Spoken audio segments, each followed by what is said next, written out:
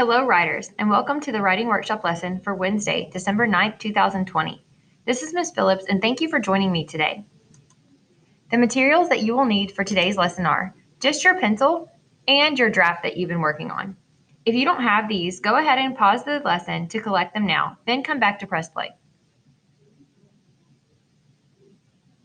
Welcome back. Our objectives for this lesson are: I will explain how to prepare a final copy. We will review publishing options, and then you will prepare your final copy and publish your editorial. Students, congratulations! We are in the final stretch of completing your editorial. This is a huge accomplishment. You should give yourself a pat on the back because you deserve it. We're going to discuss preparing your final copy of the editorial you created and also discuss publishing options. When preparing a final copy, you want to make sure that you're writing or typing neatly and coherently. By coherently, I just want to make sure that you understand that your final copy must make sense. Make sure that you read your draft 2 to 3 times to ensure that it makes sense and that you don't need to make any last-minute changes or adjustments. Whether you're writing on lined paper or typing the final draft of your editorial on the computer into a document, you still need to include a title. You will need to create a title for your editorial. You need to make sure that the title hints to what you're discussing within your editorial. For example, if I was writing an editorial about cleaning up the ocean, would the title, Puppies and Rainbows, make sense? No, it wouldn't, right? Exactly. I would want my title for my editorial to be something like Save the Ocean, Save Our Planet. This clues the reader into what my editorial will be about without being too long and too much information. Go ahead and pause the video when I say go and think of a title for your editorial. Write down what you come up with at the top of your draft so that you can put it at the top of your final copy. Go now to do this.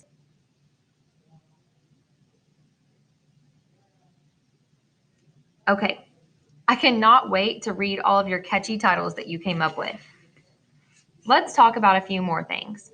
Make sure that, of course, you include the title, but you also need a subtitle that includes by and then your name. In this case, I put by Ms. Phillips, but you would put by and then your name to explain that the editorial was created by you. Let's talk about structure for a little bit as well.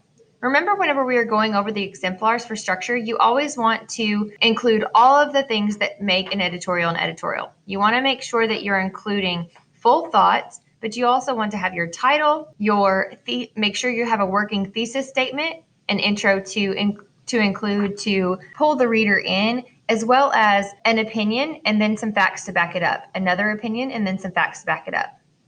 And in your closing, you're going to restate your thesis as well as some more information that helps back up that thesis. I want you to go ahead and take some time now to prepare your final copy. Make sure that you include the title that you just created and the subtitle by and your name. Pause the video now to write your final copy. Welcome back. When you're finished writing any final copy, it's always time for publishing. Some ways to publish editorials are to create your own booklet or portfolio to showcase the editorial, or several editorials that you may have written. You could also create a slideshow presentation, including a voiceover with your editorial being read aloud and pictures to express your thoughts or meaning. Another way to publish would be a class magazine or newspaper. This could showcase all of your ideas as separate articles within the magazine. This could include the entire class's editorial.